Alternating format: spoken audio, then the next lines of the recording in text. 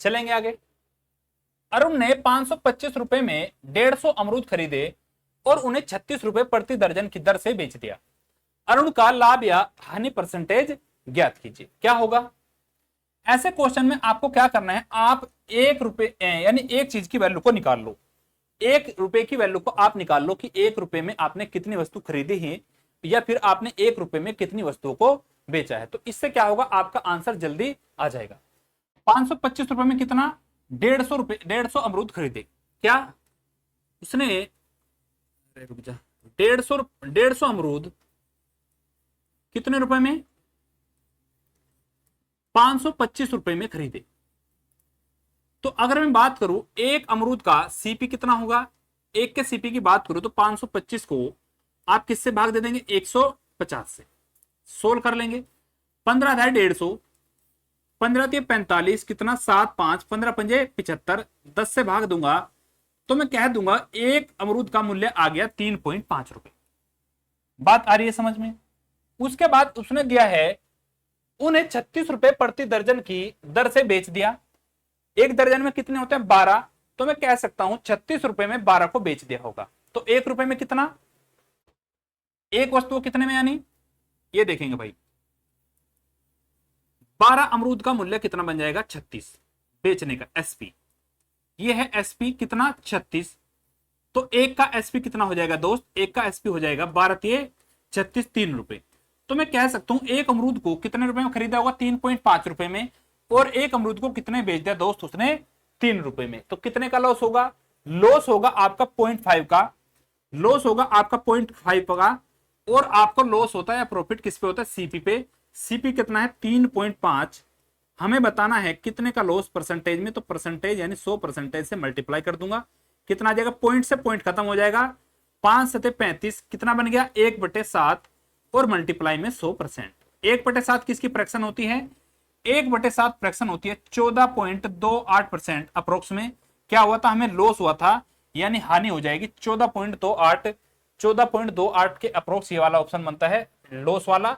तो option number D आपका दोस्त करेक्ट आंसर हो जाएगा। आया क्वेश्चन समझ में? चले आगे, नेक्स्ट क्वेश्चन देखेंगे भाई। क्या है, प्रथम 5 भाज्य संख्याओं का औसत ज्ञात कीजिए। भाज्य संख्या है, भाज्य संख्या कौन सी होती है, प्रथम 5। प्रथम 5 की अगर बात करूं कहां से स्टार्ट होती है, 4 से, 4 भी कटता है, 6 8 9 भी कटता है और 10 भी कटता है। ये हो गया 5 हो गया ना। 5 का औसत बताना है, तो औसत क्या होता है, औसत होता है सभी का योग, सभी का योग अपोन में टोटल संख्या है। कितनी संख्या है, 5, तो 5 से भाग देते हैं, ये होता है एवरेज। अब आप सभी को पता है क्या होता है दोस्त, टोटल सम अपोन में टोटल नंबर, टोटल नंबर। तो मैंने कर दिया सभी का सम अपोन में टोटल नंबर 5 थे तो 5 से भाग देती है। 4 6 10 और 8 18 और 9 27 और 10 37। 37 को जब मैं 5 से भाग दूंगा कितना आ जाएगा, 5 7 35, कितना बचा 2, 5 चौक 20। तो मेरा एवरेज निकल के आ जाएगा 7.4। कौन सा ऑप्शन होगा, ऑप्शन नंबर डी आपका बिल्कुल सही आंसर हो जाएगा। क्लियर है बात, आ रही है सभी को बात समझ में? चलो आगे भाई, next question time and work का क्वेश्चन है। ए बी और सी एक कार्य को 8 10 और 12 दिन में पूरा करते हैं। वे सभी एक साथ उसी कार्य को कितने समय में पूरा करेंगे। तीनों लोग अगर एक साथ मिल जाए तो कितने समय में उस काम को कंप्लीट करेंगे। ए ने कितने दिन लिए हैं, ए ने टाइम लिया आपके 8 दिन। बी ने कितना टाइम लिया है, बी ने टाइम लिया है 12। और सी ने टाइम लिया है दोस्त आपका, बी ने टाइम लिया है दोस्त 10 और सी ने टाइम लिया है 12। क्लियर है? इनका एलसीएम कितना हो जाएगा, 10 8 और 12 का एलसीएम बन जाएगा 120। निकाल लेंगे। यहां इसकी एफिशिएंसी कितनी, 15, इसकी एफिशिएंसी 12 और इसकी एफिशिएंसी 12 दही 120। ये आपकी एफिशिएंसी निकल के आ गई।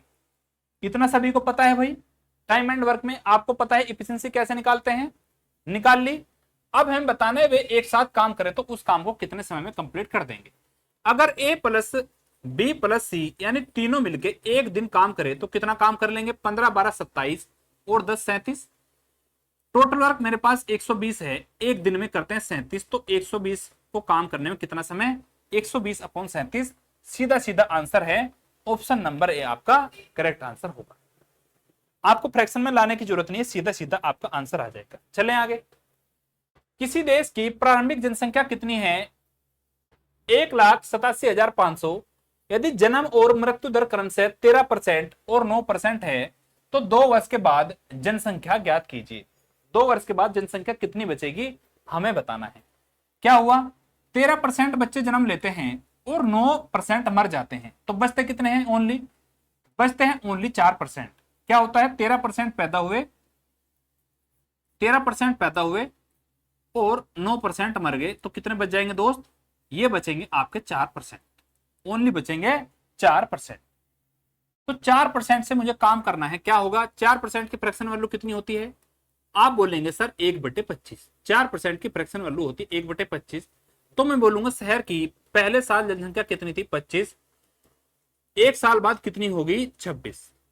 हमें बताना 2 साल बाद। अगर 2 साल बाद बताना तो इसका स्क्वायर कर देंगे, ये बन जाएगी 25 का स्क्वायर 625 और 26 का स्क्वायर कितना बन जाएगा दोस्त? 676। ये बन गया। हमें दिया है उसकी प्रारंभिक जनसंख्या कितनी थी? 1875,000, लेकिन प्रारंभिक जनसंख्या थी कितनी? 625। तो मैं भाग दे दूंगा किससे? 625 से।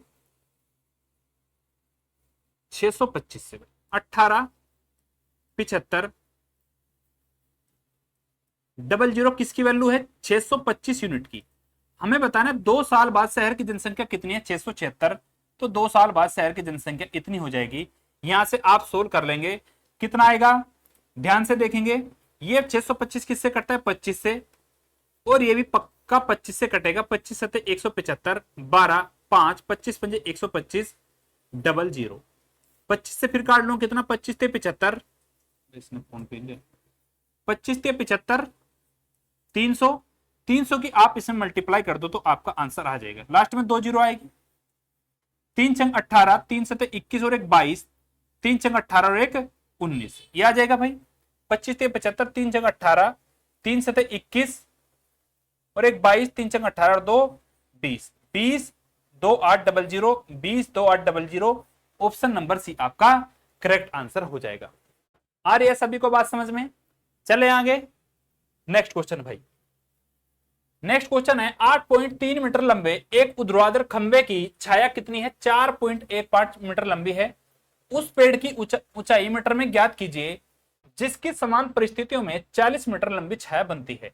यह क्वेश्चन वैसे तो आपका हाइट एंड डिस्टेंस का बनता है, लेकिन थोड़ा सा बेसिक क्वेश्चन होता है, आपकी बेसिक अंडरस्टैंडिंग पे काम करता है। क्या दिया है? एक पेड़ है, ये वाला पेड़ है, इसकी छाया ऐसे बनेगी, इस पेड़ की छाया ऐसे तो बनेगी। तो इस पेड़ की छाया बनती है, कितना मीटर ऊंचा पेड़ था? 8.3 मीटर ऊंचा पेड़ था। 8.3 मीटर ऊंचा पेड़ था। छाया कितनी बनी? ये वाली छाया बनती है दोस्त 4.15 मीटर। क्लियर है? उसी सेम परिस्थिति में एक और पेड़ है, उसकी छाया कितनी बनती है? उसकी छाया बनती है 40 मीटर। तो ये पूछा है इस पेड़ की हाइट कितनी होगी। इस पेड़ की हाइट हमें बतानी है। कैसे पता करेंगे? जब उसने बोला समान परिस्थिति में है तो दोनों में सेम रेशियो होगा। क्लियर है भाई? मैं आपको समझाने के लिए बता रहा हूं कि दोनों में सेम रेशियो होगा। जो हाइट का और छाया का रेशियो होगा वही दूसरे पेड़ में भी हाइट और छाया का सेम रेशियो होगा। तो कितना रेशियो है इसमें? आप यहां से ध्यान से देखोगे कि ये इसका डबल है। 4.15 का कितना है? डबल। यानी पेड़ की हाइट अगर 8.3 है तो छाया उसकी आधी बनती है। तो मैं इसका उल्टा भी कह सकता हूं, अगर छाया आधी बनती है तो उसकी हाइट क्या होनी चाहिए? डबल होनी चाहिए। तो 40 का डबल कितना बन जाएगा दोस्त? 80 मीटर। तो उसकी हाइट कितनी आ जाएगी? 80 metre. Option number D correct answer होगा। ठीक है भाई? क्लियर हुआ क्वेश्चन? चलो आगे नेक्स्ट क्वेश्चन। यदि चाय की कीमत 28% बढ़ जाती है तो इसकी खपत को कितने % कम किया जाए ताकि इसके व्यय पर कोई इसका व्यय ना बढ़े, यानी अपरिवर्तित रहे, नो चेंज। इसका कंसेप्ट होता है प्राइस गुणा कंजम्पशन बराबर एक्सपेंडिचर। और जब आपका खर्च अपरिवर्तित रहता है, कांस्टेंट रहता है, तो क्या होता है? प्राइस का रेशियो कंजम्पशन के रेशियो का इनवर्सली प्रोपोर्शनल होता है। यानी अगर चीनी की कीमत बढ़ती है तो आपकी खपत घट जाती है। अगर चीनी की कीमत बढ़ी तो आपकी खपत कम हो जाएगी। क्लियर है भाई? चीनी कीमत कितनी बढ़ती है? चीनी कीमत 28% बढ़ती है। यहाँ पे लिख लेता हूं। 28% का मतलब कितना होता है? 4 सत्ते 28 और नीचे आ जाएगा 25। अगर कीमत पहले 25 थी, कितना बढ़ेगी? 28% कितना होगी दोस्त? 25 और 7 32, ये बन जाएगी। खर्च आपका कांस्टेंट है तो कंजम्पशन क्या हो जाएगी? इसका उल्टा बन जाएगा दोस्त, 32/25। तो क्या होना चाहिए? खर्च में कितने कमी? पहले खपत कितनी थी? 32, अब खपत कितनी बनेगी? 25। कितने की कमी? 7 की।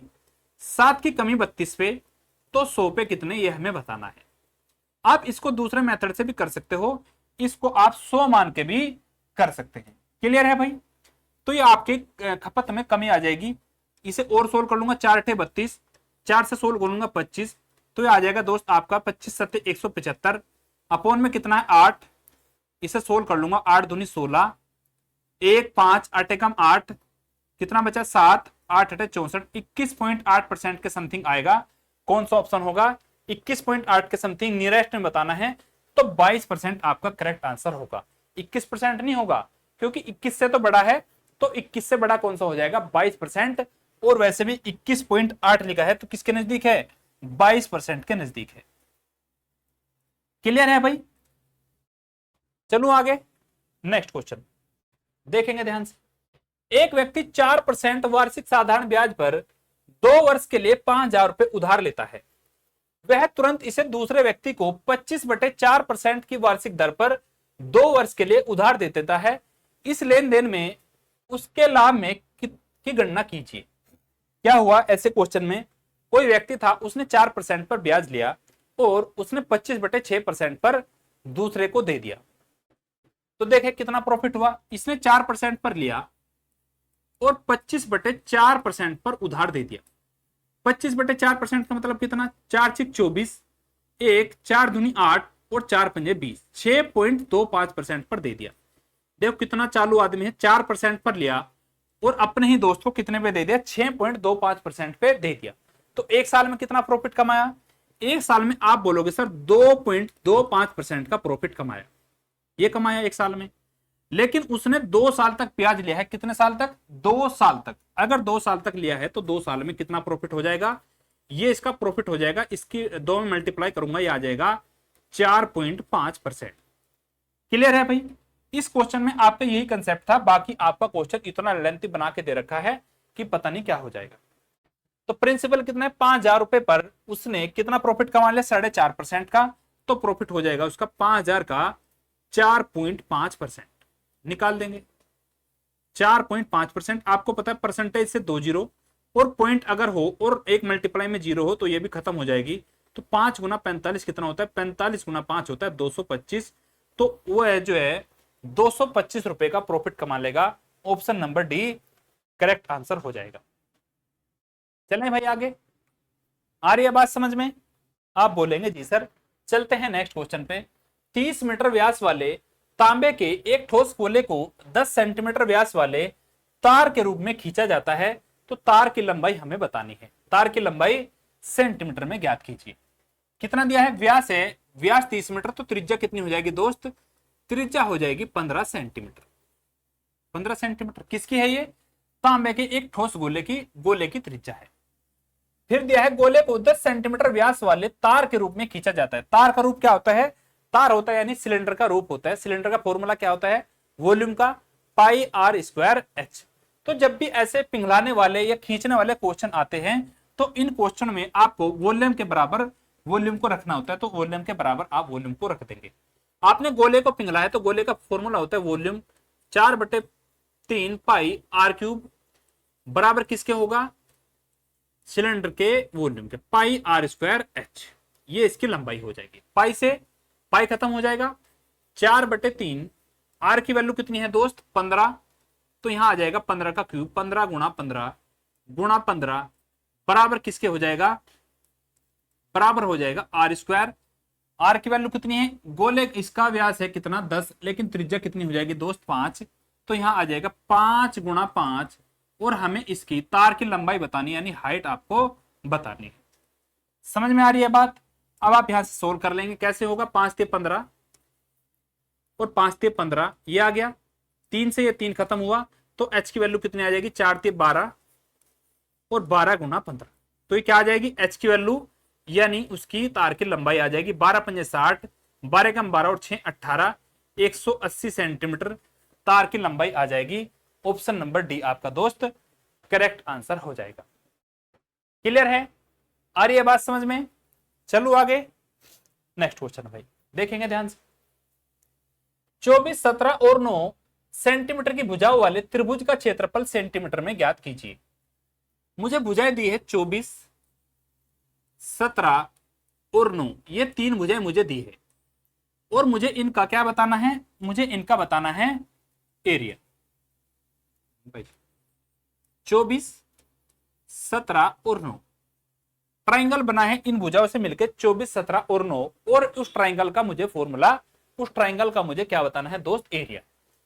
एक ट्राइंगल का फॉर्मूला होता है एरिया का 1/2 बेस इंटू हाइट, लेकिन इसमें भुजाएं ऐसी है मुझे यही नहीं पता कि इसमें बेस कौन सा है और हाइट कौन सा है, तो इसमें कौन सा फॉर्मूला काम आएगा। इसमें एरिया को निकालने के लिए एक फॉर्मूला होता है हीरोइंस फॉर्मूला। कौन सा दोस्त, हीरोइंस फॉर्मूला। हीरोइंस फॉर्मूला आपका क्या कहता है कि पहले आप इनका अर्ध परिमाप निकालिए, उसका फॉर्मूला है S, S minus A multiply में एस माइनस बी और एस माइनस सी, इसका क्या ले लेंगे, अंडर रूट ले लेंगे, तो क्या आ जाएगा आपका ट्राइंगल का एरिया निकल के आ जाएगा। क्लियर। अब आप यहां से एस की वैल्यू निकाल लेंगे। एस की वैल्यू क्या होती है, तीनों भुजाओं के योग का आधा। तीनों भुजाओं के योग का आधा कितना हो जाएगा दोस्त, यहां से निकाल लेंगे 24, 17, 41 और 9 50, 50 का आधा कितना हो जाएगा 25। ये आपकी एस की वैल्यू निकल के आ गई। फॉर्मूले में पुट कर देंगे 25, भुजा पहली भुजा घटाएंगे 25 माइनस 24 कितना 1, दूसरी भुजा 25 माइनस 17 कितना 8 और 25 माइनस तीसरी भुजा 25 माइनस 9 16, ये आ गया। अब आप यहां से सोल्व कर लेंगे, 25 किसका स्क्वायर 5 का, 16 किसका स्क्वायर 4 का और 8 का बनता है 4 दूनी 8, 2√2, तो ये ट्राइंगल का एरिया निकल के आ जाएगा 5 चौक 20 दूनी 40, 40√2 आपका एरिया हो जाएगा, यानी ऑप्शन नंबर ए दोस्त आपका बिल्कुल सही आंसर होगा। आई बात समझ में, क्लियर है। चलो आगे नेक्स्ट क्वेश्चन। यदि अंकित मूल्य पर क्रय मूल्य से कितना अंकित है, क्रय मूल्य से 75% अधिक अंकित है और अंकित मूल्य पर 40% की छूट दी जाती है, तो प्रतिशत लाभ क्या होगा। सेम क्वेश्चन है आपका, मैंने अभी आपको बताया था कौन से सक्सेसिव मेथड से। अंकित मूल्य से कितना अधिक अंकित है 75%, डिस्काउंट कितना है 40% का, माइनस के 40 माइनस 75 गुना 40 अपॉन में कितना हो जाएगा 100, इससे कर लेंगे 20 पंजे 100, 20 दूनी कितना 40, 5 से काट लूंगा दोस्त कितना 15, तो 15 दूनी 30, 75 माइनस 40 कितना बन गया 35, माइनस 15 दूनी 30, ये आ जाएगा दोस्त आपका 35 माइनस 30 5%, तो 5% का ओवरऑल आपका प्रॉफिट निकल के आ जाएगा। क्लियर है। आप दूसरे मेथड से करना चाहो तो आप जा सकते हो, मैंने इससे पिछले क्वेश्चन में, इससे पहले शिफ्ट में सेम क्वेश्चन आया था, आपको करा दिया था। चलेंगे आगे। पांचवी अभाज्य संख्या और 100 से ठीक बाद वाली अभाज्य संख्या का गुणनफल ज्ञात कीजिए। अभाज्य संख्या कौन सी होती है, 2, 3, 5, 7 और 11, 9 नहीं होती है 11 होती है, तो कौन सी है पांचवी, तो पांचवी अभाज्य संख्या आपके सामने आ गई 11। इसकी मल्टीप्लाई करनी है किसमें, 100 से ठीक बाद वाली, तो 100 से ठीक बाद कौन सी होती है दोस्त, 100 से ठीक बाद अभाज्य संख्या होती है 101। इनकी आपको मल्टीप्लाई करनी है तो मल्टीप्लाई कर देंगे, 11 की मल्टीप्लाई करेंगे, 11 कम 11 और 11 कम 11, तो 1111, यानी ऑप्शन नंबर सी दोस्त आपका करेक्ट आंसर हो जाएगा। तो कुछ क्वेश्चन आपके सभी शिफ्टों में लंबे होते हैं और कुछ क्वेश्चन आपके बिल्कुल छोटे होते हैं, जिन्हें आप बस कंसेप्ट पता होना चाहिए, आप सीधा सीधा कर सकते हैं। देखेंगे next question. Find the value of the following, निम्नलिखित का मान ज्ञात कीजिए। ये दिया है 0.061, इतना इतना इतना, मुझे चमक रहा है ये सेम है, तो मैं मान लूंगा इसकी वैल्यू ए और ये वाली वैल्यू हो जाएगी बी। ये भी ए है, ये भी ए है, यहाँ ए है और इसे मैंने माना है बी, प्लस ये कितना है बी और गुणा बी। तो मुझे यहां से समझ में आ गया कि ऊपर क्या लिखा हुआ है दोस्त, ऊपर लिखा हुआ है a³ प्लस b³ और नीचे लिखा हुआ है a² माइनस के ab प्लस का b²। क्लियर है। इसका फॉर्मूला होता है A plus B, A square plus B square minus का ए बी, अपॉन में आपको दिया है A square plus B square minus का ए बी, ये दिया हुआ है। तो इस वाले से ये वाली वैल्यू कट जाएगी, क्या बच जाएगा इस पूरे फॉर्मूले, ए प्लस बी। तो आपको क्या करना है, सिर्फ ए प्लस बी करना है, 0.061 को ऐड करना है 0.031 में, तो कितना आएगा 61 और 31 में ऐड करेंगे 92 आएगा लास्ट में। तो ऑप्शन नंबर सी आपका दोस्त करेक्ट आंसर होगा, 0.092 ऑप्शन नंबर सी आपका करेक्ट आंसर होगा। क्लियर है, आसान क्वेश्चन है। चलें आगे, नेक्स्ट क्वेश्चन। यदि के स्क्वायर प्लस 3 और के की क्यूब प्लस 5 अभाज्य संख्याएं हैं तो के की वैल्यू क्या होगी। आप इस क्वेश्चन को ऑप्शन से कर सकते हैं।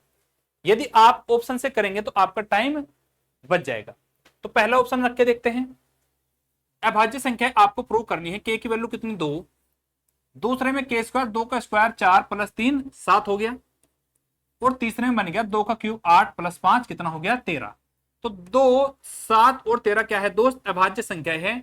तो पहला ऑप्शन आपका करेक्ट हो जाता है, हमें दूसरे ऑप्शन चेक करने की कोई जरूरत नहीं। चलो आगे, नेक्स्ट क्वेश्चन। किसी गंतव्य के लिए एक यात्रा निम्नलिखित तरीके से की जा सकती है। 55 किलोमीटर औसत की गति से ट्रेन द्वारा 550 किलोमीटर, 500 किलोमीटर की औसत गति से विमान द्वारा कितना 4500 किलोमीटर, और 25 किलोमीटर प्रति घंटा की औसत गति से नाव द्वारा 400 किलोमीटर, 35 किलोमीटर प्रति घंटा की औसत गति से ऑटो द्वारा 55 किलोमीटर। हमें बतानी एवरेज स्पीड। एवरेज स्पीड क्या होती है, एवरेज स्पीड का फॉर्मूला होता है टोटल डिस्टेंस टीडी अपॉन में टोटल टाइम यानी टीटी। ये होता है टोटल डिस्टेंस में अपॉन में टोटल टाइम। 55 किलोमीटर की स्पीड से चल रही है, कितनी दूरी गई 550, तो यहां से टाइम आ जाएगा 550 दूरी है और स्पीड कितनी है 55, तो डिस्टेंस अपॉन स्पीड होता है टाइम, कितना आ जाएगा 10 घंटे। 10 घंटे पहले वाले ने टाइम लिया। 500 किलोमीटर की स्पीड से 4500 किलोमीटर, तो डिस्टेंस अपॉन स्पीड क्या होता है टाइम, 5 9 45 9 घंटे ये ले लेगा। और 25 किलोमीटर प्रति घंटा की स्पीड से 400 किलोमीटर, 400 किलोमीटर की दूरी 25 की स्पीड से ये कितना टाइम लेगा, 25 से कम 25 15 0 25 छिका 150 16 घंटे ये ले लेगा। उसके बाद 35 किलोमीटर प्रति घंटा की गति से ऑटो द्वारा कितना दोस्त 55 किलोमीटर, तो डिस्टेंस अपॉन स्पीड टाइम, इसे काट लूंगा तो आ जाएगा 5 से 11 और 5 से 35 11/7 ये आ जाएगा। यहां पर रख लेंगे टोटल डिस्टेंस। टोटल डिस्टेंस कितनी है 550, 4500 कितना हो गया 5050, और 500 5550 और 400 कितना बन गया भाई, बोलेंगे ध्यान से, 550 और 5500 ये बन गया 5050, और अच्छा ये बन गया 5050 400 कितना बन गया, यहां पे लिख लेता हूं भाई 5050 प्लस 400 और प्लस में कितना है 55 किलोमीटर है। ये इंग्लिश और हिंदी में एक साथ दिया है तो इसलिए कंफ्यूजन हो रहा है, 2 बार ऐड हो गया, तो ये बन गया आपका 55 किलोमीटर। 55 किलोमीटर और ऐड कर देंगे, ये टोटल डिस्टेंस। टोटल टाइम कितना हो गया 10 और 9 19 और 16 35 प्लस 11/7, ये आपका टोटल टाइम हो गया। तो 35 प्लस कितना 11/7 ये आपका टोटल टाइम है। टोटल डिस्टेंस कितनी होगी, ये बन गया दोस्त आपका 5450 प्लस 55 5505 5 ये जोड़ेंगे 5 और 5 10 और 1 4 5 और 5 5505 भाग देना किससे 7 5 35 7 के 21 और 3 24 245 में 11 जोड़ूंगा 256 256 और ऊपर चला जाएगा 7, तो नीचे कंफर्म आपका 256 आएगा, क्योंकि 256 ना 7 से कटता है, 7 से 21 ना 5 से कटता है। ये तो आंसर होगा नहीं, पूरा पूरा नहीं जाएगा। कौन सा ऑप्शन होगा, नीचे 25 नहीं आ सकता किसी भी हाल में, क्योंकि 25 कैसे आएगा 256 के किसी भी मल्टीप्लाई में 25 नहीं आता। नीचे लिखा हुआ इसमें 256 यानी ऑप्शन नंबर डी दोस्त आपका करेक्ट आंसर हो जाएगा। आप इस क्वेश्चन को ऑप्शन से भी जा सकते हैं या फिर आप पूरा सोल्व करना चाहे तो मैंने आपको तरीका बता दिया। देखेंगे भाई लास्ट क्वेश्चन आज की क्लास का और इस शिफ्ट का लास्ट क्वेश्चन। यदि राम के धन का 45% सोहन के धन के 50% में जोड़ा जाता है तो कुल राशि सोहन के धन का 86% हो जाएगी। सोहन के पास राम के धन का कितना परसेंट था। देखेंगे ध्यान से। मैंने मान लिया राम का धन कितना है आर, राम के धन का 45%, ऐसे लिख लूंगा राम के धन का कितना 45%, किसमें ऐड किया गया, सोहन के धन में, धन के 50%, तो सोहन के धन का 50% बराबर है किसके, तो कुल राशि सोहन के धन का 86% हो जाएगी, सोहन के धन का 86%, ये बन गया। अब आप इसे यहां से सोल्व कर सकते हैं, इसके धन का 45% बराबर होगा किसके, इसे उधर ले जाके माइनस कर दूंगा तो कितना बचेगा, 86 माइनस 50 बचेगा आपका 36%, किसका, सोहन के धन का। सोल्व करेंगे, रोहन और सोहन के धन का रेशियो ले लेंगे तो ये आ जाएगा 9 चौक 36 और 9 पंजे 45, 4/5, 4/5। क्लियर है। हमें बताना है सोहन के पास राम के धन का कितना परसेंट है, किसके धन का, राम के धन का, तो नीचे क्या आएगा 4, कितना, अच्छा अधिक नहीं बोला कितना है, तो कितना है 5 और मल्टीप्लाई कर देंगे 100% से, हमसे परसेंटेज में आंसर पूछा है। 4 से काट दूं कितना आएगा 25 और 25 पंजे 125, तो 125% उसके धन का था, यानी ऑप्शन नंबर बी दोस्त आपका करेक्ट आंसर हो जाएगा। क्लियर है भाई।